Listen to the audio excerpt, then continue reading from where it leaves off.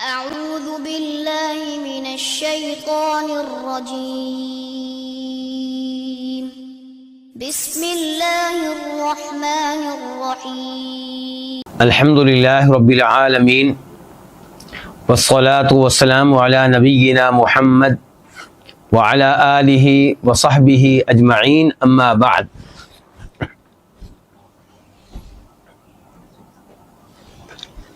آج ہم العقیدۃ الواسطیہ کے ساتھ ہیں۔ امام ابن تیمیہ رحمہ اللہ کی عظیم الشان کتاب جو عقیدے کے موضوع پہ بہت زیادہ اہمیت رکھتی ہے۔ بہت سے علماء کرام نے اس کی کئی ایک شرح لکھی ہیں۔ اس کتاب کا آغاز کرنے سے پہلے میں نے اور آپ لوگوں نے امام ابن تیمیہ رحمہ اللہ کے بارے میں معلومات لی، ان کا تعارف جانا، پھر گفتگو شروع ہوئی امام صاحب کے بارے میں اور ان کی کتاب عقیدہ واسطیہ کے بارے میں ایک ساتھ۔ یعنی کہ امام ابن تیمیہ رحمہ اللہ رہا کرتے تھے کس شہر میں جی؟ دمشق میں۔ تو دمشق میں جو گورنر تھا اور جو تابع تھا مصر کے حکمران کے، اس نے ابن تیمیہ رحمہ اللہ کو اور دمشق کے بڑے بڑے علماء کو، مفتیان کو اور قضات کو، قاضیوں کو، ججوں کو طلب کیا۔ اسے دراصل آرڈر ملا تھا اوپر سے کہ ان کے مابین مجلس قائم کی جائے اور ابن تیمیہ رحمہ اللہ کے عقیدے کا جائزہ لیا جائے۔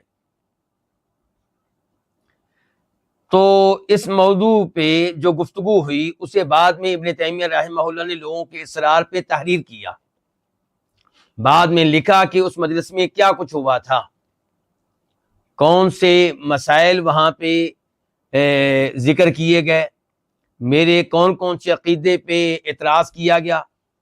اور خود ابن تیمیہ رحمہ اللہ نے وہاں پہ یہ تجویز پیش کی تھی کہ اگر میں ابھی اپنا عقیدہ بیان کروں گا تو آپ لوگوں نے کہنا ہے کہ شاید میں آپ لوگوں کے خوف سے کچھ چیزیں چھپا رہا ہوں، تبدیل کر رہا ہوں، تو کیوں نہ میں وہ عقیدہ منگوا لوں جو میں نے کئی سال پہلے تحریر کیا تھا۔ چنانچہ انہوں نے اپنے گھر سے عقیدہ منگوا لیا جس کو کیا کہتے ہیں، العقیدۃ الواسطیہ۔ تو اس موضوع پہ کیا گفتگو ہوئی یہ گزشتہ کئی دروس میں ہم یہ پڑھ چکے ہیں، اسی سلسلے میں آج مزید آگے بڑھیں گے۔ میرے پاس مجموع الفتاوی ہے، ابن تیمیہ رحمہ اللہ کے رسائل، ان کی چھوٹی چھوٹی کتابیں اور ان کے فتاوی، ان کو ایک جگہ جمع کیا گیا اور اس مجموعے کا نام کیا رکھا گیا؟ مجموع فتاوی ابن تیمیہ رحمہ اللہ۔ یہ تحریریں تو ابن تیمیہ کی ہیں لیکن ان کو ایک کتاب میں جمع کس نے کیا؟ بعد والے لوگوں نے۔ مسجد نبوی کے موجودہ اماموں میں سے ایک امام ہے شیخ عبد المحسن القاسم۔ تو یہ جو مجموع الفتاوی ہے یہ ان کے دادا اور ان کے والد نے مل کے جمع کیا ہے۔ جو فی الحال مسجد نبوی کے امام ہیں شیخ عبد المحسن قاسم، ان کے والد اور ان کے دادا نے مل کر یہ مجموع الفتاوی اکٹھا کیا۔ اس زمانے میں جب کہ وسائل بہت کم تھے، اس کے لیے انہوں نے بڑی محنت کی، بڑے سفر کیے۔ تو اس مجموع الفتاوی کی تیسری جلد میرے پاس ہے، تیسرا والیوم، اور اس کا صفحہ نمبر ہے 170 170۔ تو یہاں پہ امام تیمیہ رحمہ اللہ کہتے ہیں کہ گورنر صاحب کے شہر کے دمشق کے، انہوں نے یہ تقاضا کیا، مطالبہ کیا کہ اب گفتگو کی جائے مسئلہ حرف و صوت پہ۔ مسئلہ حرف و صوت کیا ہے وہ بعد میں، لیکن یہاں پہ یہ وضاحت کہ گورنر صاحب نے یہ مطالبہ کیوں کیا۔ ابن تیمیہ کہتے ہیں کہ ان سے یہ مطالبہ کیا گیا تھا کہ آپ نے ابن تیمیہ اور ان علماء کرام کے مابین اس موضوع پہ بھی گفتگو کرانی ہے۔ میرا اور آپ کا عقیدہ سلفی عقیدہ ہے اللہ کے فضل و کرم سے۔ ہمارا عقیدہ قرآن و حدیث کے مطابق ہے، ہم تعویل وغیرہ کے قائل نہیں ہیں۔ جو اللہ نے کہہ دیا ہم نے مان لیا، جو اللہ کے رسول نے بتا دیا آنکھیں بند کر کے ہم نے مان لیا صلی اللہ علیہ وسلم۔ ہم اس وجہ سے اللہ کے رسول کے کلام کا معنی اور مفہوم تبدیل نہیں کریں گے کہ یہ چیز ہماری عقل قبول نہیں کرتی، لیکن لوگوں نے ایسا کیا، یعنی کہ اپنے عقلی دلائل سے جب قرآن اور حدیث کو ٹکراتے دیکھا تو بجائے اس کے کہ اپنے عقلی دلائل کو درست کرتے، انہیں ریجیکٹ کرتے، انہوں نے قرآن و حدیث کے دلائل کو، نصوص کو، ان کی تعویلیں کی، ان میں تحریف کی، ان کے معنی و مفہوم کو تبدیل کیا۔ تو میرا اور آپ کا عقیدہ یہ ہے کہ قرآن اللہ کا کلام ہے، اور قرآن کے بارے میں تفصیلی عقیدہ کیا ہونا چاہیے آگے خود ابن تیمیہ بیان کریں گے۔ تو بہرحال میرا اور آپ کا عقیدہ یہ کہ قرآن اللہ کا کلام ہے، اور اللہ نے بذات خود یہ کلام کیا ہے۔ ایسا نہیں ہے کہ اللہ نے وہ قرآن جو آج ہم پڑھتے ہیں وہ جبریل علیہ السلام کی طرف القاء کر دیا ہو، ان میں ڈال دیا ہو، یا نبی علیہ الصلوۃ والسلام کے ذہن میں ڈال دیا گیا ہو، آپ کے دل پہ ڈال دیا گیا ہو۔ ایسا نہیں ہے۔ یعنی کہ ایک طریقہ یہ بھی ہو سکتا ہے نا کہ اللہ نے کوئی چیز آپ کے ذہن میں ڈال دی اور اپنے الفاظ میں آپ نے اسے بتا دیا، جیسا کہ کئی احادیث میں ہوتا ہے۔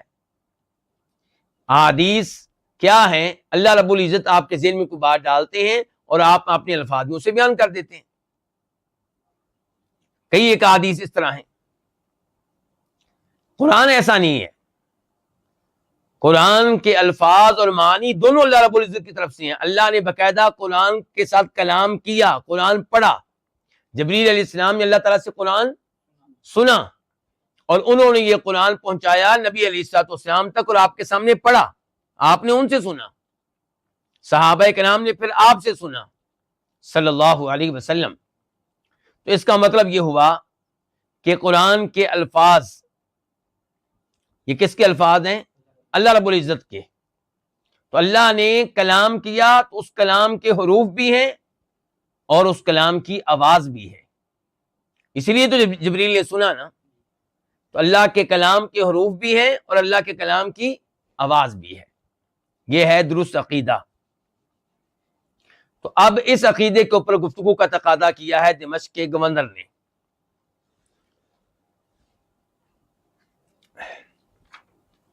آگے چل کے ابن تیمیہ رحمہ اللہ یہ بھی بتائیں گے کہ یہ کہنا کہ قرآن حروف اور آواز کا نام ہے یہ بھی بدعت ہے، اور یہ کہنا کہ قرآن حروف اور آواز کا نام نہیں ہے یہ بھی بدعت ہے۔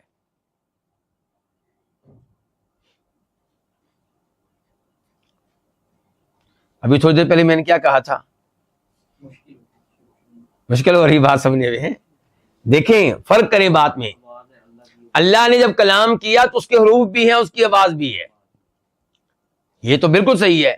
لیکن جب آپ سے پوچھا جائے قرآن کیا ہے اور آپ کہیں قرآن حروف اور آواز کا نام ہے، اور یہ کہہ کے خاموش ہو جائیں، ابن تیمیہ رحمہ اللہ کہہ رہے ہیں کہ یہ غلط ہے، یہ پوری بات نہیں ہے، اس سے کوئی غلط فہمی پیدا ہو سکتی ہے۔ مثال کے طور پہ اس سے غلط فہمی یہ پیدا ہو سکتی ہے کہ آپ آواز سے مراد قاری صاحب کی آواز لے رہے ہیں، یعنی کہ آپ یہ کہنا چاہتے ہیں کہ قاری صاحب کی جو آواز ہے جو تلاوت کر رہے ہیں وہ قرآن ہے، وہ اللہ کا کلام ہے،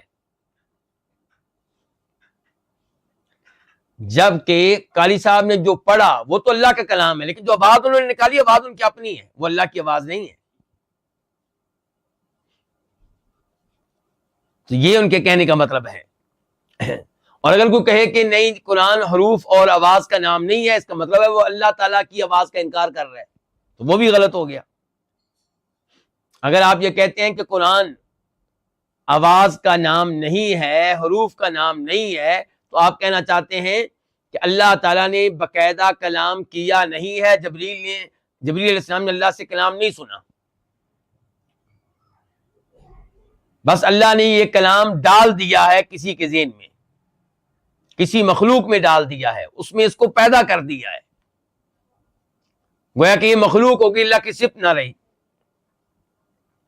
تو اگر آپ کہتے ہیں کہ قرآن آواز کا نام نہیں ہے، حروف کا نام نہیں ہے، تو کیا ہوا؟ غلط۔ اگر آپ کہتے ہیں قرآن حروف اور آواز کا نام ہے تو یہ بھی غلط، یہ پوری بات نہیں ہے۔ پوری بات یہ ہے کہ جب قاری صاحب قرآن پڑھتے ہیں تو جو آواز نکالتے ہیں ان کی اپنی آواز ہے، لیکن جس کلام کو پڑھ رہے ہیں وہ کلام کس کا ہے؟ وہ اللہ تعالیٰ کا ہے۔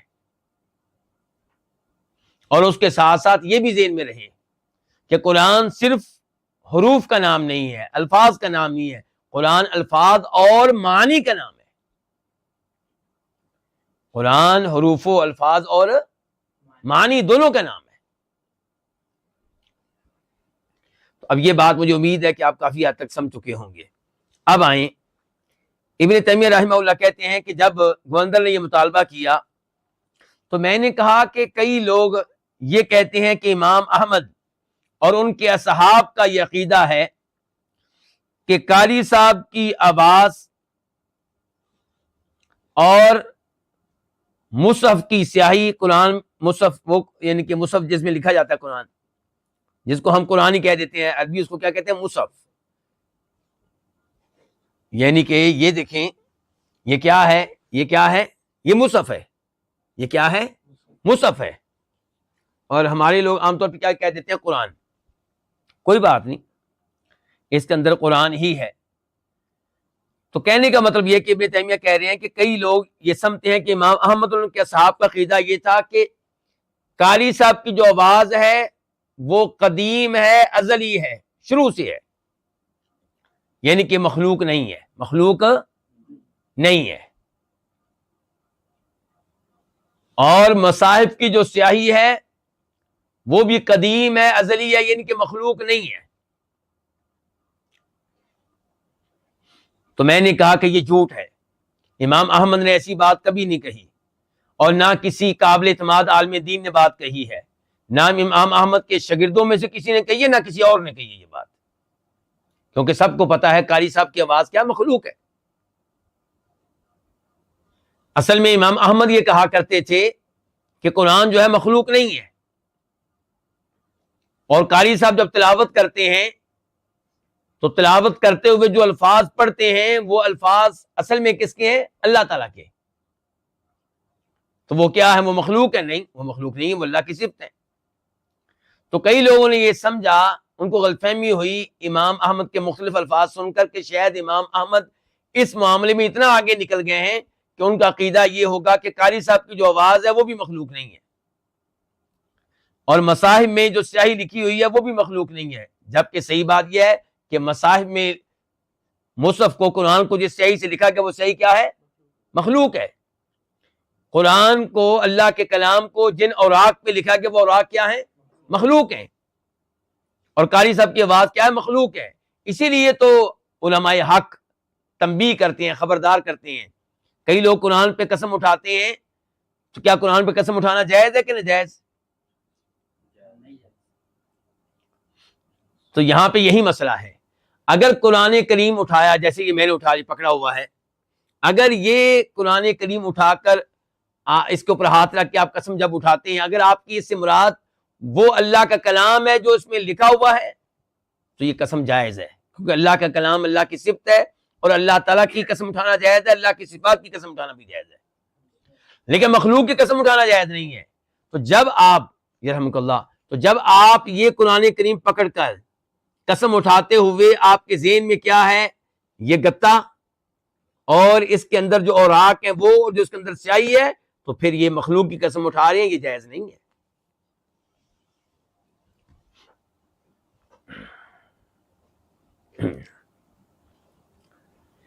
امام ابن تیمیہ رحمہ اللہ کہتے ہیں کہ میں نے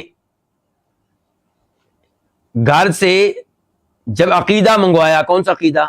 عقیدہ واسطیہ جو میرے گھر میں لکھا ہوا پڑا تھا وہ منگوایا، تو ساتھ میں نے اپنا ایک رجسٹر بھی منگوا لیا، اس میں امام احمد کے الفاظ تھے جن کا تذکرہ ابو بکر الخلال نے کیا تھا کتاب السنہ میں۔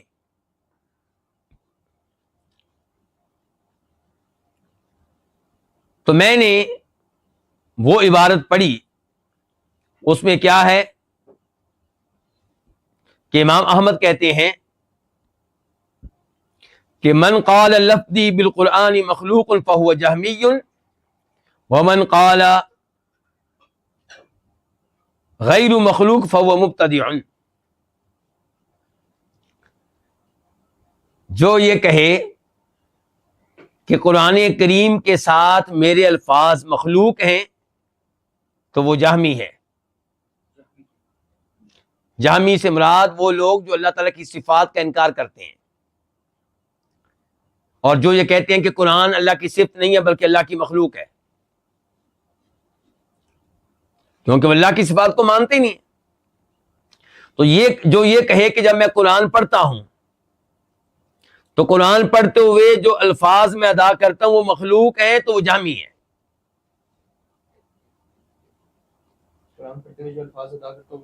تو وہ کیا ہے؟ وہ مخلوق ہے.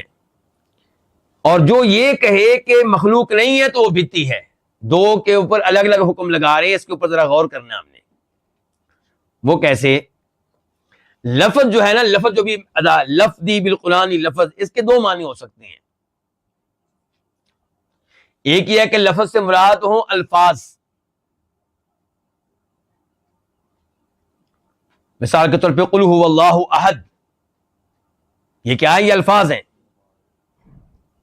تو جو کہے کہ یہ الفاظ مخلوق ہیں تو وہ جہمی ہے، کیونکہ یہ الفاظ مخلوق نہیں ہے تو اللہ تعالیٰ کی صفت ہے.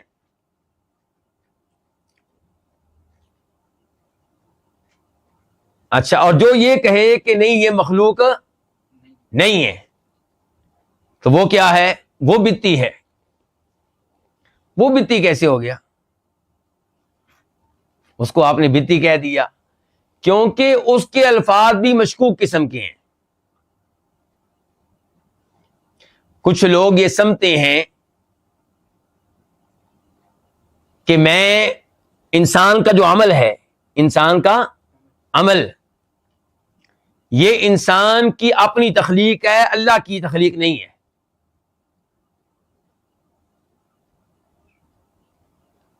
تو خطرہ یہ ہے کہ یہ الفاظ ادا کرنے والا ان کے عقیدے کی تائید کر رہا ہے، اس لیے اس کو کیا کہا کہ یہ بدعی ہے، کیونکہ اس کے ان الفاظ سے وہ لوگ خوش ہوں گے جو سمجھتے ہیں کہ بندوں کے افعال اللہ کی مخلوق نہیں ہیں، جبکہ صحیح بات یہ کہ ہمارے افعال کیا ہیں؟ اللہ تعالیٰ کی مخلوق ہیں. یہ شروع کی گفتگو کچھ گہری ہے، پریشان نہیں ہونا، آگے آسان باتیں آ رہی ہیں. تو دیکھیں ایک کیا ہے، جب ہم پڑھتے ہیں قل هو اللہ احد، تو قل هو اللہ احد جو ہے یہ اللہ تعالیٰ کے الفاظ ہیں اور یہ اللہ تعالیٰ کی کیا ہے؟ صفت ہے، مخلوق نہیں ہے. لیکن میرا پڑھنا، ان کی ادائیگی کرنا، یہ میرا عمل ہے، اور میرا جو عمل ہے یہ اللہ کی مخلوق ہے.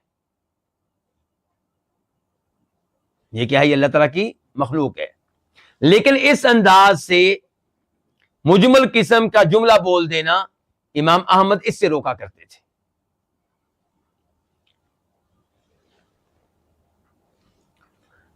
امام تیمیہ رحمہ اللہ کہتے ہیں امام احمد کا کلام اگر آپ پڑھیں گے تو آپ کو پتا چلے گا کہ وہ فرق کرتے ہیں اس بات میں کہ اللہ تعالیٰ کلام کرتا ہے اور اللہ تعالیٰ کے کلام کی آواز ہوتی ہے، اور اس بات میں فرق کرتے ہیں کہ بندہ جب تلاوت کرتا ہے تو اس کی آواز ہوتی ہے. تو بندہ جب تلاوت کرتا ہے اس کی آواز ہوتی ہے، اس کی آواز کیا ہے؟ مخلوق ہے کہ غیر مخلوق؟ مخلوق. اور اللہ تعالیٰ کلام کرتے ہیں، اللہ تعالیٰ کے کلام کی آواز ہے، تو کیا وہ مخلوق ہے؟ نہیں، وہ اللہ کی صفت ہے. امام ابن تیمیہ رحمہ اللہ کہتے ہیں کہ امام احمد کا یہ کلام اگر آپ پڑھنا چاہیں تو آپ کو مل جائے گا امام بخاری کی کتاب میں خلق و افعال العباد میں.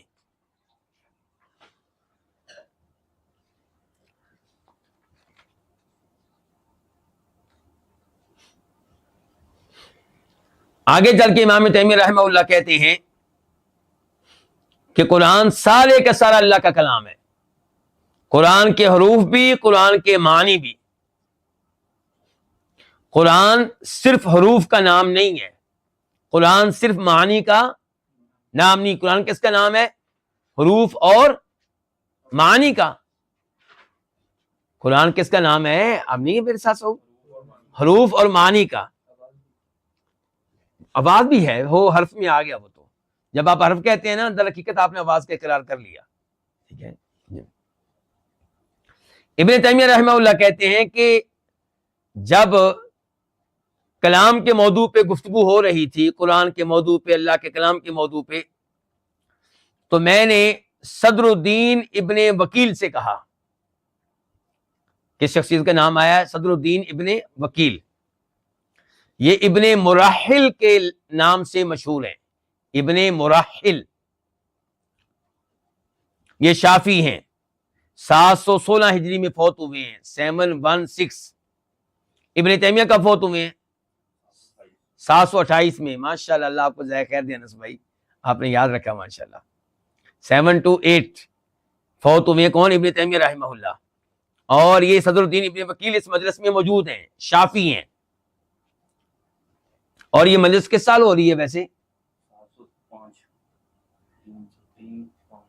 جی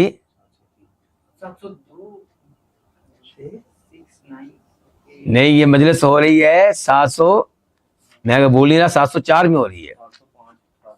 ایک منٹ میں آپ کو بتا دیتا ہوں. 705 میں ہو رہی ہے، بالکل 705 میں ہو رہی ہے، 705 میں. تو اس مجلس کے تقریباً 11 سال کے بعد یہ فوت ہو گئے تھے صدر الدین ابن وکیل. اور اس مجلس کے تقریباً 23 سال بعد، 23 سال کے بعد ابن تیمیہ فوت ہو گئے ہیں. تو اس مجلس میں کئی علماء کرام موجود تھے، آپ کو پتہ ہے.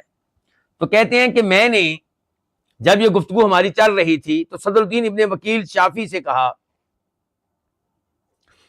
کیا کہا وہ آگے چل کے بتائیں گے. اس سے پہلے یہ ابن تیمیہ وضاحت کرنا چاہتے ہیں کہ میں نے اس کو یہ کیوں کہا. میں نے اس کو اس لیے کہا کہ اس کی گفتگو میں بہت تناقض تھا. اس کی ایک بات دوسری بات سے ٹکراتی تھی، اور اس کی گفتگو میں بہت تناقض تھا. وہ کسی ایک موقف پہ قائم نہیں رہتا تھا، اور اس کی کوشش یہ ہوتی تھی کہ مسلمانوں کو تقسیم کرے اور فتنہ پیدا ہو. تو میں نے اس سے کہا کہ میرے پاس شیخ ابو البیان کا عقیدہ موجود ہے. کس کا عقیدہ؟ شیخ ابو البیان کا. اور یہ فوت ہوئے ہیں 551 ہجری میں، 551. اور یہ بھی شافی ہیں. تو شافیوں سے گفتگو کرتے ہوئے کہہ رہے ہیں تمہارے بڑے شافی کا عقیدہ میرے پاس موجود ہے. ابو البیان کا نام ہے، لکھنے کی آپ کو ضرورت نہیں، لیکن ویسے نبا بن محمد بن محفوظ الدمشقی الشافعی. تو میں نے کہا اس کا عقیدہ موجود ہے، اور ان کے عقیدے میں یہ جملہ موجود ہے. ان کا عقیدہ میرے پاس ہے، اور ان کے جملے میں یہ جملہ آیا ہے کہ من قال ان حرفا من القرآن مخلوق فقد کفر. جو یہ کہے کہ قرآن کا ایک حرف بھی مخلوق ہے تو وہ کافر ہے. جو یہ عقیدہ رکھے کہ قرآن کا ایک حرف بھی کیا ہے؟ مخلوق ہے، تو وہ کیا ہو جائے گا؟ کافر ہو جائے گا. اور ساتھ ہی میں نے اس کو کہا، صدر الدین ابن وکیل کو، کہ تو نے اس عقیدے کے اوپر کیا لکھا ہوا ہے؟ تیرا تبصرہ میرے پاس موجود ہے. تو نے اپنے قلم سے وہاں پہ لکھا ہوا ہے کہ یہ امام شافی کا اور امام شافی کے شاگردوں کا مذہب ہے. میرے پاس عقیدہ ابو البیان کا، اور اس کے اوپر تو نے کیا لکھا ہوا ہے کہ یہ کس کا مذہب ہے؟ امام شافی کا اور امام شافی کے اصحاب اور شاگردوں کا. اور تو نے یہ بھی لکھا ہے کہ یہ وہ عقیدہ ہے جس کو میں بطور دین اپناتا ہوں. تو اس نے مان لیا کہ ہاں واقعی میں نے یہ لکھا ہے. تو پھر جو دوسرے شافی وہاں موجود تھے، کمال الدین ابن زملکانی، وہ غصے میں آ گئے، ناراض ہونے لگے. کس پہ؟ اس پہ. صدر الدین ابن وکیل کی یہ تحریر موجود تھی ابن تیمیہ رحمہ اللہ کے پاس. تو اب دوسرے جو شافی ہیں، کمال الدین ابن زملکانی، ان کا تذکرہ پہلے بھی آیا ہے، اور یہ فوت ہوئے ہیں 727 ہجری میں، 727 ابن تیمیہ سے ایک سال پہلے. تو یہ بھی شافی ہیں.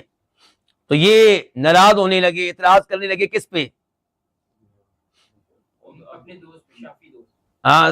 شافی عالم دین صدر الدین ابن وکیل پہ. تو ابن الوکیل نے آگے سے کہا کہ یہ تو امام شافی کی نص ہے، یہ باقاعدہ عقیدہ ہے ان کا، تو آپ میرے اوپر کیوں ناراض ہو رہے ہیں؟ تو جب ہماری دوسری مجلس ہوئی، جس کا بھی تذکرہ نہیں آیا لیکن یہاں پہ اس کا ایک حصہ بیان کرنے لگے ہیں، کہتے جب ہماری مجلس دوسری بار ہوئی تو تو اس نے ذکر کیا، کس نے؟ کمال الدین ابن الزملکانی نے ابن وکیل سے ذکر کیا کہ ابن درباس نے کتاب الانتصار میں امام شافی سے ایسی عبارت نقل کی ہے جیسی تو نے نقل کی ہے. تو جب تیسری مجلس ہوئی تو ابن وکیل نے اس موضوع پہ پھر گفتگو کی.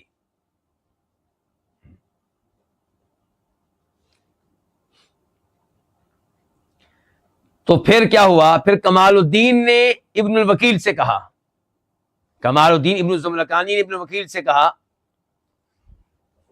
کہ تو نے اس مجلس میں شیخ تقی الدین سے کہا تھا. شیخ تقی الدین کون ہے؟ ابن تیمیہ. یہ لقب ہیں ان کے، تقی الدین، اور ان کا کیا دیکھیں، کسی کا نام ہے صدر الدین، کسی کا کیا کمال الدین. تو اب یہ کمال الدین کہنے لگے ہیں ابن وکیل سے کہ تو نے اس مجلس میں تقی الدین سے کہا تھا کہ جو یہ کہے کہ قرآن کا ایک عرب بھی مخلوق ہے تو وہ کافر ہے. تو انہوں نے اس بات کو کئی بار دہرایا. کس نے؟ ابن الوکیل نے. تو اس پہ کمال الدین شدید غصے میں آ گئے، اپنی آواز بلند کر لی اور کہنے لگے کہ یہ شخص جو ہے ہمارے اشعری علماء کرام کو کافر کہہ رہا ہے. یعنی کہ اگر آپ یہ مان لیتے ہیں کہ جس نے کہا کہ قرآن کے ایک عربی مخلوق ہے تو وہ کافر ہو گیا، تو اس کا مطلب ہے کہ تو ہمارے اشعری علماء کرام کو کیا کہہ رہا ہے؟ کافر کہہ رہا ہے. کیونکہ ہمارے کئی اشعری علماء کرام کا عقیدہ ہے کہ قرآن کے حروف مخلوق ہیں. قرآن کے حروف کیا ہیں؟ مخلوق ہیں. مثال کے طور پہ امام الحرمین کا یہ عقیدہ ہے، اور ہم یہ برداشت نہیں کریں گے کہ ہمارے بڑے علماء کرام کو کافر کہا جائے. یہ کون کہہ رہے ہیں جی؟ کمال الدین ابن الزملکانی ابن الوکیل سے. تو ابن الوکیل کہنے لگے کہ نہیں، میں نے تو ایسی کوئی بات نہیں کہی، میں نے کوئی ایسی بات نہیں کہی تھی. میں نے تو یہ کہا تھا جو قرآن کے ایک حرف کا انکار کرے وہ کافر ہے. حالانکہ کیا کہا تھا؟ جو یہ کہے کہ قرآن کا ایک حرف بھی مخلوق ہے تو وہ کافر ہے. اب کہے میں نے تو کہا تھا جو قرآن کی ایک آیت کا، ایک جملے کا، ایک لفظ کا، ایک حرف کا انکار کرے وہ کافر ہے. یعنی کہ ہر جملے کو ماننا پڑے گا کہ یہ قرآن ہے، اللہ کا کلام ہے. تو حاضرین مجلس نے اس کو کہا کہ نہیں نہیں نہیں نہیں، آپ نے تو کہا تھا کہ جو قرآن کے ایک حرف کو بھی مخلوق مانے وہ کافر ہے. اور کہنے لگے کہ اب تم اپنے موقف سے پیچھے کیوں ہٹ رہے ہو؟ اور کچھ لوگوں نے اس کی تائید کی کہ بھی اس نے ایسی بات نہیں کہی.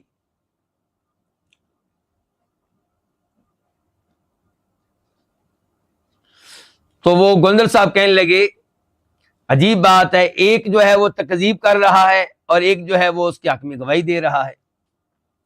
اور شیخ کمال الدین غصے کی حالت میں. تو انہوں نے دیکھا کس کی طرف؟ چیف جسٹس کی طرف، قاضی القضاء کی طرف، جو کون تھا؟ نجم الدین الشافعی. نجم الدین شافی، وہ بھی شافی ہے. تو اس کو مدد کے لیے پکارنے لگے. کس کے خلاف؟ ابن وکیل کے خلاف، کہ ابن وکیل نے ہمارے صاحب کو کافر کہہ دیا ہے. تو قاضی نجم الدین کہنے لگے میں نے تو نہیں سنا اس کو کہ ہمارے صاحب کو اس نے کافر کہا ہو. تو شیخ کمال الدین کو اس پہ بڑا غصہ آیا، اور انہوں نے اس موقع پہ جو الفاظ کہے اب مجھے وہ اچھی طرح یاد نہیں ہے، لیکن مفہوم یہی تھا کہ یہ امام شافی کی توہین ہے کہ ان کے مذہب کے ائمہ کو کافر کہا جائے، اور قاضی صاحب بیٹھے ہوئے ہیں اور ان کے حق میں بول نہیں رہے. کن کے حق میں؟ جن علماء کے نام پہ کفر کا فتویٰ لگ رہا ہے، جو دنیا سے بھی جا چکے ہیں.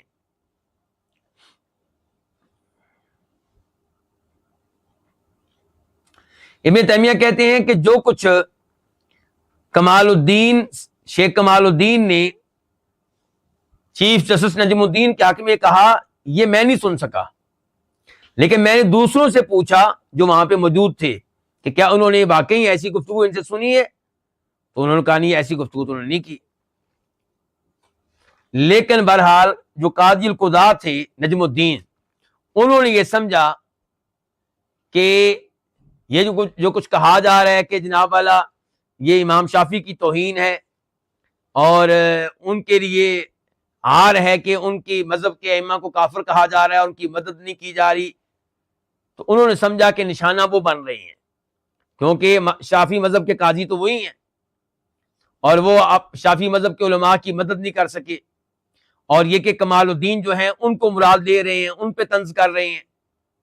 تو قاضی القضاة نجم الدین کو بھی بڑا غصہ آیا اور کہنے لگے گواہ بن جاؤ، میں استعفیٰ دے رہا ہوں، اپنے آپ کو معزول کر رہا ہوں اس عہدے سے، اس منصب سے۔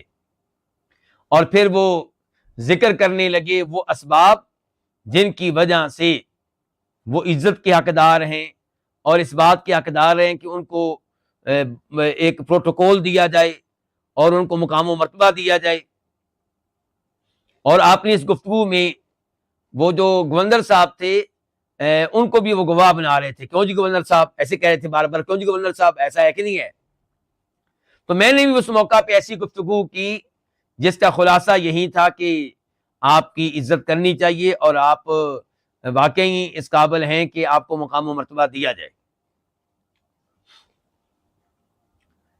تقریباً مشکل گفتگو ختم ہوئی، تھوڑی بہت آگے آ رہی، لیکن وہ اتنی مشکل نہیں ہوگی۔ امام تیمیہ رحمہ اللہ کہتے ہیں کہ جب مسئلہ قرآن آیا، کیا آیا مسئلہ؟ ان کے قرآن کا تذکرہ آیا کس کتاب میں؟ عقیدہ واسیہ میں۔ عقیدہ واسیہ پڑھا جا رہا ہے نا، عقیدہ واسیہ پڑھا جا رہا ہے، اس پہ اعتراضات ہو رہے ہیں نا۔ تو عقیدہ واسیہ میں جب مسئلہ قرآن آیا تو اس میں میرے یہ الفاظ آئے جو میں نے اس کتاب میں کہے ہیں، وہ کیا؟ وَمِنَ الْإِيمَانِ بِهِ الْإِيمَانُ بِأَنَّ الْقُرْآنَ كَلَامُ اللَّهِ، کہ اگر آپ اللہ پہ ایمان لاتے ہیں، آپ کہتے ہیں کہ میرا اللہ پہ ایمان ہے، آپ کہتے ہیں کہ میرا آسمانی کتابوں پہ ایمان ہے، تو پھر اس بات پہ بھی ایمان لانا ہوگا کہ قرآن اللہ کا کلام ہے۔ اگر آپ اللہ پہ ایمان لاتے ہیں تو یہ مانیں کہ قرآن اللہ کا کیا ہے؟ کلام ہے۔ اللہ پہ ایمان لانے میں یہ بھی شامل ہے نا کہ آپ یہ مانیں کہ اللہ سنتا ہے، اللہ دیکھتا ہے، اللہ کلام کرتا ہے اور قرآن اللہ کا کلام ہے۔ اور ایسے اگر آپ کہتے ہیں میرا آسمانی کتابوں پہ ایمان ہے تو پھر بھی آپ اس بات پہ ایمان لیں کہ قرآن اللہ کا کلام ہے۔ قرآن اللہ کا کلام ہے، غیر مخلوق، یہ مخلوق نہیں ہے۔ اللہ کا کلام ہے، ان کے صفت ہے، مخلوق نہیں ہے۔ منہ بدا، اللہ کی طرف سے ہی اس کا آغاز ہوا، کس کا؟ قرآن کا۔ اس کی مزید وضاحت آگے آئے گی۔ وَإِلَيْهِ يَعُودُ، اور اللہ ہی کی طرف قرآن واپس جائے گا۔ ابن تیمیہ کی عبارت اپنے اختتام کو پہنچی، یہ عبارت وہاں پہ پڑھی گئی۔ تو ابن تیمیہ کہتے ہیں کہ پھر کچھ لوگوں نے میرے ان الفاظ سے اختلاف کیا کہ منہ بدا، کہ قرآن کا آغاز اللہ سے ہوا، وَإِلَيْهِ يَعُودُ، اور اللہ ہی کی طرف یہ واپس جائے گا۔ انہوں نے اختلاف کیا اور مجھ سے اس کی وضاحت مانگی کہ کیا مطلب ہے آپ کا اس کا، آپ کیا کہنا چاہتے ہیں کہ قرآن کا آغاز اللہ سے ہوا اور اللہ کی طرف بھی واپس چلا جائے گا؟ تو میں نے کہا کہ یہ الفاظ جو ہیں یہ میرے اپنے الفاظ نہیں ہیں، یہ میں نے سلف صالحین سے لیے ہیں۔ اللہ اکبر، کیا خوبی ابن تیمیہ رحمہ اللہ کی۔ کہتے ہیں مثال کے طور پہ عمر بن دینار، اور یہ کون؟ عمر بن دینار تابعی ہیں۔ عمر بن دینار نے کہا کہ ادرکت الناس منذ 70 سنہ، میں نے 70 سال سے لوگوں کو اس عقیدے پہ پایا کہ یقولون اللہ الخالق وما سواہ مخلوق، عقیدہ لوگوں کا یہ ہے، وہ یہ اپنا عقیدہ بتاتے ہیں کہ اللہ خالق ہے اور اللہ کے سوا ہر چیز مخلوق ہے سوائے قرآن کے۔ فإنہ کلام اللہ، یہ اللہ کا کلام ہے، غیر مخلوق، یہ مخلوق نہیں ہے، منہ بدا، اس کا آغاز اللہ تعالیٰ سے ہوا ہے، وإلیہ یعود، اور اسی کی طرف یہ واپس جائے گا۔ تو ابن تیمیہ نے اس اعتراض کا ازالہ کرتے ہوئے سب سے پہلے یہ کہا کہ اگر ان الفاظ پہ کوئی اعتراض ہے تو میرے اوپر نہیں بنتا، وہ سلف کے اوپر بنتا ہے۔ یہ الفاظ سلف کے ہیں، یہ ان کا عقیدہ ہے جو میں نے نقل کیا ہے۔ یہ ابن تیمیہ کا نہیں ہے کہ تم کہو کہ نیا عقیدہ لے کر آئے ہیں. تابعی کے الفاظ بتا رہا ہوں. کس کے الفاظ بتا رہا ہوں؟ تابعی کے، عمرو بن دینار کے. اور انہوں نے کہا کہ کئی ایک ثابت ہے. میں ایک مثال دیتا ہوں بس آپ کو. عمرو بن دینار کی مثال دی ہے. اس کے بعد میں نے کہا کہ اس معاملے میں کئی علماء کرام نے نبی علیہ الصلوۃ والسلام اور صحابہ اور تابعین کے آثار لکھے ہیں. یعنی کہ اس موضوع پہ مستقل کتابیں موجود ہیں، وہاں پہ آپ کو گفتگو مل جائے گی. اچھا، پھر کہتے ہیں کہ اب ہم آتے ہیں کہ اس کا معنی کیا ہے، اس کا مطلب کیا ہے. کہ اس کا مطلب کہ منہ بدا، کہ قرآن کا آغاز اللہ سے ہوا. تو کہتے ہیں اس کا مطلب یہ ہے کہ اللہ نے بذات خود قرآن کے ساتھ کلام کیا ہے، اور اللہ نے خود اس کو اپنی طرف سے اتارا ہے. صورتحال وہ نہیں ہے جو جہمی کہتے ہیں، اللہ کی صفات کا انکار کرنے والے جہمی کہتے ہیں کہ اللہ نے اس کو کسی اور چیز میں پیدا کیا، یا اس کا آغاز اللہ کے علاوہ کسی اور سے ہوا. مثال کے طور پہ اگر آپ یہ کہیں گے کہ قرآن اللہ کی صفت نہیں ہے، اللہ کی مخلوق ہے، تو پھر جہمیوں والا عقیدہ ہو جائے گا. کیا کہ اللہ نے مثال کے طور پہ اس قرآن کو پیدا کیا جبریل میں، اور جبریل نے پھر محمد رسول اللہ کو بتایا علیہ الصلوۃ والسلام، یا اللہ نے اس کلام کو پیدا کیا محمد رسول اللہ میں. ان کے اللہ نے کلام بولا نہیں ہے، اللہ کا کلام سنا نہیں گیا. تو منہ بادا کہہ کے ان غلط عقائد کی تردید مقصود ہوتی ہے کہ قرآن کے اوپر درست عقیدہ ہونا چاہیے آپ کا. جہاں پہ یہ عقیدہ ہو کہ اللہ کا کلام ہے، وہاں پہ یہ عقیدہ ہو کہ اس کا آغاز کس سے ہوا ہے؟ خود اللہ سے ہوا ہے. سب سے پہلے اللہ نے یہ کلام کیا ہے، پھر جبریل نے لیا ہے، پھر محمد رسول اللہ کے پاس آیا ہے علیہ السلام، پھر صحابہ کرام کے پاس آیا، پھر آج کل کے لوگ پڑھتے ہیں. تو آغاز کس سے ہوا؟ پھر اللہ تعالیٰ سے. تو اس جملے کا کوئی خاص مطلب ہے. تردید ہوگی ان لوگوں کی جو کہتے ہیں کہ اللہ تعالیٰ نے یہ کلام کیا نہیں ہے بلکہ کسی مخلوق میں ڈال کر پیدا کیا ہے. اور جہاں تک تعلق ہے اس لفظ کا کہ وَإِلَيْهِ يَعُودُ، کہ یہ قرآن ایک دن اللہ ہی کے پاس چلا جائے گا، تو اس کا مطلب یہ ہے کہ آخری زمانے میں یہ قرآن اٹھا لیا جائے گا، مصاحف سے اٹھا لیا جائے گا، سینوں سے اٹھا لیا جائے گا، اور کسی کے سینے میں قرآن کا ایک جملہ بھی نہیں رہے گا، اور کسی مصحف میں قرآن کا ایک حرف بھی نہیں رہے گا. اور یہ بات صحیح ہے. آپ کو معلوم ہوگا کہ جب قیامت قائم ہوگی تو کتنے مسلمان ہوں گے زمین پہ؟ کوئی بھی نہیں ہوگا. اللہ آپ کو خیر دے سعود. جب قیامت قائم ہوگی تو زمین پہ کوئی بھی مسلمان نہیں ہوگا، سب کفار ہوں گے. تو اس زمانے میں قرآن اٹھا لیا جائے گا. تو جب میں نے یہ وضاحت کی تو اکثر جو حاضرین تھے انہوں نے میری تائید کر دی، اور جو مجھ سے اختلاف رکھنے والے تھے انہوں نے تائید تو نہیں کی، خاموش ہو گئے. کیا ہو گئے؟ خاموش ہو گئے.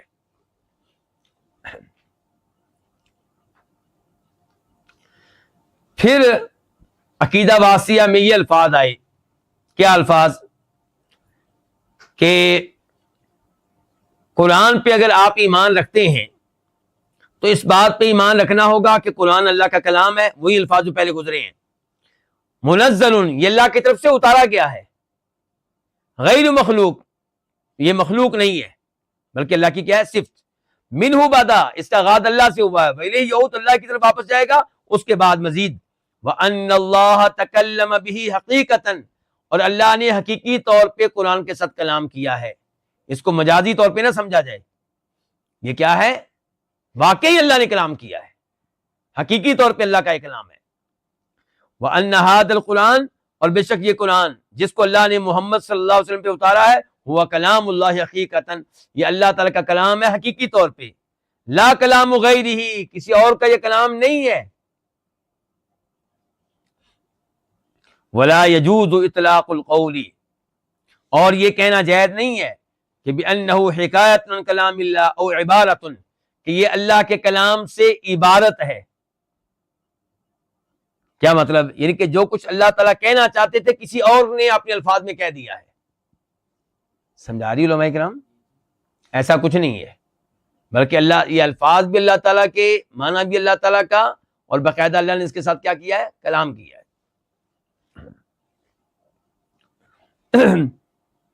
ابن تیمیہ کی عبارت جاری ہے عقیدہ واسیہ سے، بلکہ جب لوگ اس کو پڑھتے ہیں، اس کی قرات کرتے ہیں، تلاوت کرتے ہیں، یا اس کو مصحف میں لکھتے ہیں، تو یہ تب بھی اللہ کا کلام ہے.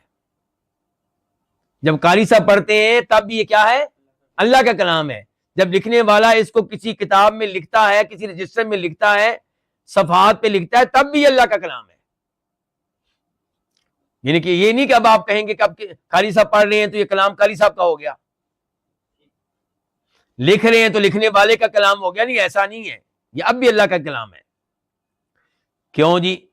فَإِنَّ الْكَلَامَ إِنَّمَا يُضَافُ حَقِيقَةً إِلَى مَنْ قَالَهُ مُبْتَدِيًا لَا إِلَى مَنْ قَالَهُ مُبَلِّغًا مُؤَدِّيًا. کیونکہ کلام کی نسبت حقیقتاً اس کی طرف کی جاتی ہے جس نے وہ کلام پہلی بار کہا ہے، نہ کہ اس کی طرف کی جائے جس نے وہ کلام پہنچایا ہے اور ادا کیا ہے. کسی شاعر کا کوئی کلام پڑھے، مثال کے طور پہ علامہ اقبال کا کوئی اشعار پڑھے، تو ادائیگی تو پڑھنے والے کی ہے، لیکن کلام کس کا ہے؟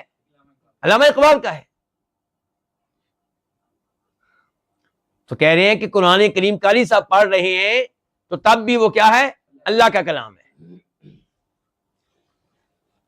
کہتے ہیں یہ جو میں نے وضاحت اتنی شاندار کی قرآن کے بارے میں، یہ سارے الفاظ کہنے کا مقصد کیا ہے؟ تاکہ قرآن کے بارے میں کسی کا کوئی بھی غلط عقیدہ ہے تو وہ دور ہو جائے. تو کہتے ہیں جب یہ الفاظ پڑھے گئے تو کئی لوگوں کو غصہ آیا، کیونکہ اس میں صاف صاف کہا جا رہا ہے کہ قرآن اللہ کا کلام ہے، حقیقتاً، مجازاً نہیں، حقیقی طور پہ.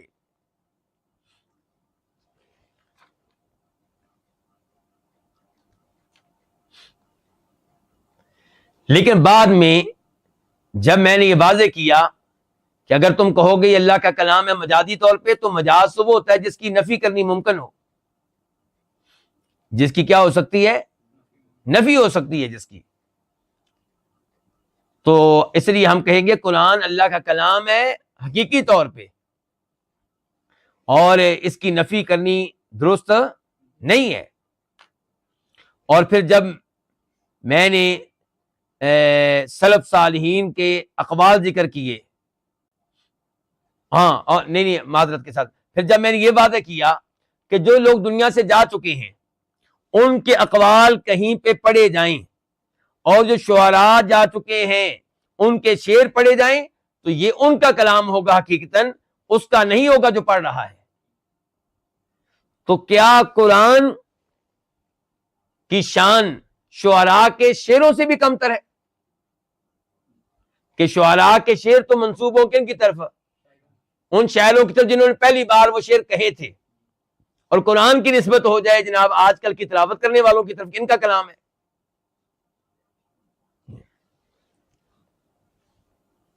تو جب یہ میں نے وضاحتیں کی تو پھر سب نے اتفاق کیا اس گفتگو پہ جو مسئلے قرآن میں نے لکھی ہے، اور مان گئے کہ واقعی اللہ تعالیٰ نے حقیقتاً کلام کیا ہے، اور مان گئے کہ قرآن اللہ کا کلام ہے حقیقی طور پہ، نہ کہ کسی اور کا کلام. اور جب یہ جملہ آیا جو بھی ہم پڑھ چکے ہیں، کون سا؟ کہ کلام کی حقیقی نسبت اس کی طرف کی جائے گی جس نے پہلی بار کلام کہا ہے، نہ کہ اس کی طرف جو اس کی ادائیگی کر رہا ہے، جو پہنچا رہا ہے. تو ان لوگوں نے اس کلام کو بہت شاندار قرار دیا اور بڑی اس کی تحسین کی اور بہت اس کو عمدہ قرار دیا.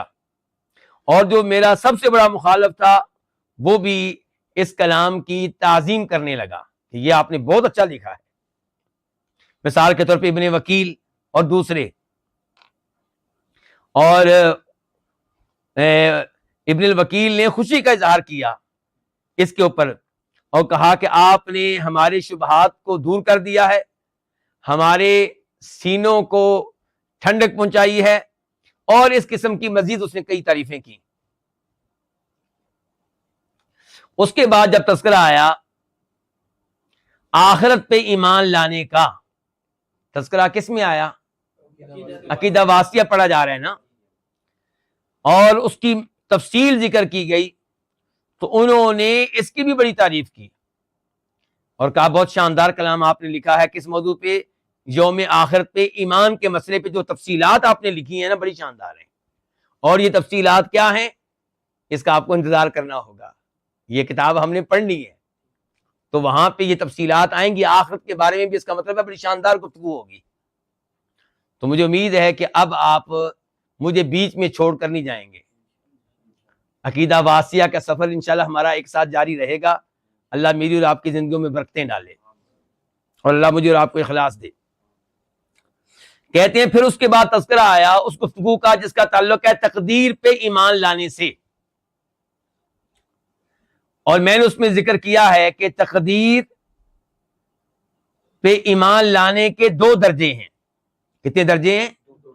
نمبر 1 کہ آپ اس بات میں ایمان لائیں کہ دنیا میں جو کچھ ہو رہا ہے اللہ کو پہلے سے معلوم ہے. تو اس کو کہتے ہیں درجہ علم، مرتبہ علم. تقدیر کا مرتبہ علم.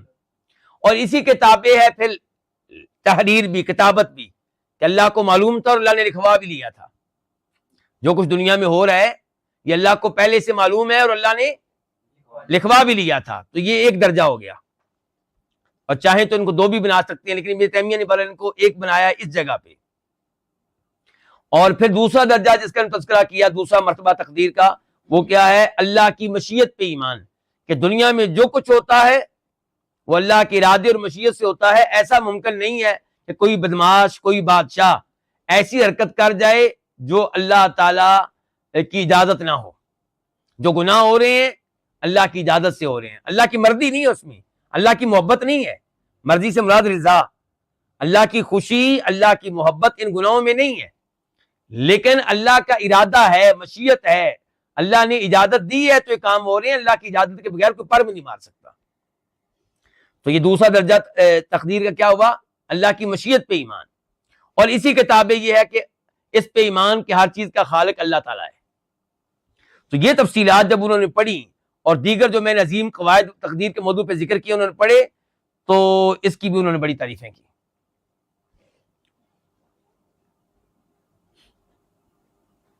اور اسی طرح ایمان وغیرہ کے اوپر گفتگو ہوئی. فاسق کس کو کہتے ہیں اس موضوع پہ گفتگو ہوئی. تو اس کے اوپر اس کی بھی بڑی انہوں نے تعریفیں کی. لیکن چند اعتراضات بھی انہوں نے کیے. وہ اعتراضات کیا تھے؟ کہتے ہیں کہ جب پوری کتاب پڑھ لی گئی اور پوری کتاب پہ گفتگو ہو گئی تو جو ان کے اعتراضات تھے وہ 4 تھے. کتنے تھے؟ 4 اعتراض تھے، 4 سوالات تھے. نمبر 1، اب ہم کیا پڑھنے لگے ہیں؟ ان کے 4 اعتراضات، ان کے 4 سوالات. یہ آپ نے ذہن میں رکھنا ہے کیونکہ موضوع آج مکمل نہیں ہوگا، مکمل تو آئندہ ہوگا نا. کتاب ختم ہوئی، بحث و مباحثہ ہو چکا، تو آخر میں رزلٹ کیا ہے کہ ان کے کتنے سوال تھے؟ بنیادی اعتراضات کتنے تھے؟ 4. نمبر 1، میں نے عقیدہ واسطہ میں یہ کہا ہے کہ ومن اصول الفرقۃ الناجیہ، کہ وہ گروہ جو کامیاب گروہ ہے. ٹوٹل گروہ کتنے ہیں امت کے؟ 73. تو ان میں سے کامیاب گروہ کتنے ہیں؟ 1. اور یہاں پہ نوٹ کریے وہ کیا کہہ رہے ہیں؟ کامیاب گروہ. اس لیے میں تو ہمیشہ یہ بیان کیا کرتا ہوں کہ اہل حدیث بھی ایک گروہ ہیں، سلفی بھی ایک گروہ ہیں. ہمارے کئی علماء کرام کہتے ہیں نہیں ہم گروہ نہیں ہیں. وہ سمجھتے ہیں کہ شاید اگر ہم نے مان لیا کہ ہم گروہ ہیں تو ہم دیگر گروہوں کی طرح ہو جائیں گے. نہیں بھائی، ایسا نہیں ہے. اللہ کے نبی صلی اللہ علیہ وسلم خود بتا دیے تھے کہ ٹوٹل 73 گروہ ہیں، 73. ایک کامیاب ہے ان میں سے، گروہوں میں سے، تو گروہ ہوا نا بھائی. اور باقی جو ہیں وہ جنت میں جانے والے ہیں. تو ابن تیمیہ بھی یہاں پہ کیا کہہ رہے ہیں کہ فرقہ ناجیہ ان کے کامیاب گروہ کے اصولوں میں سے یہ ہے کہ ان الایمان والدین قول وعمل، کہ ایمان اور دین کس کا نام ہے؟ قول کا اور عمل کا. قول عمل کی آگے وضاحت آ رہی ہے. فی الحال یہ یاد رکھیں ایمان اور دین کس چیز کا نام ہے؟ قول اور عمل کا. یزید و ینقص، یہ ایمان بڑھتا بھی ہے کم بھی ہوتا ہے. کبھی بڑھ جائے گا، کبھی کم ہو جائے گا. نیکیاں کریں گے بڑھے گا، گناہ کریں گے کم ہوگا. اللہ پہ آپ کا یقین جب بڑھے گا تو ایمان بڑھ گیا. اگر نعوذ باللہ کبھی آپ کا اللہ پہ یقین یا آخرت پہ یقین یا قیامت پہ یقین کم ہوگا تو ایمان کم ہو گیا. تو ایمان اور دین یہ نام ہے قول اور عمل کا. یہ بڑھتا بھی ہے کم بھی ہوتا ہے. قول سے مراد کیا ہے؟ کہتے ہیں قول سے مراد ہے دل کا قول اور زبان کا قول. دل کا قول کیا ہو سکتا ہے؟ یعنی کہ دل میں، آپ کے دل میں یہ بات ہو کہ اللہ ہے، آپ کے دل میں یہ بات ہو کہ اللہ کے یہ نام ہے، آپ کے دل میں یہ بات ہو کہ اللہ کی یہ صفات ہیں، آپ کے دل میں یہ چیز موجود ہو کہ فرشتے ہیں، آپ کے دل میں یہ ہو کہ آخرت واقع ہوگی، آپ کے دل میں ہو کہ قبر میں کسی کو عذاب ملتا ہے، کسی کو نعمتیں ملتی ہیں، آپ کے دل میں یہ ہو کہ فلاں فلاں نبی آئے تھے اور آخری نبی جناب محمد رسول اللہ صلی اللہ علیہ وسلم. تو یہ کیا ہو گیا؟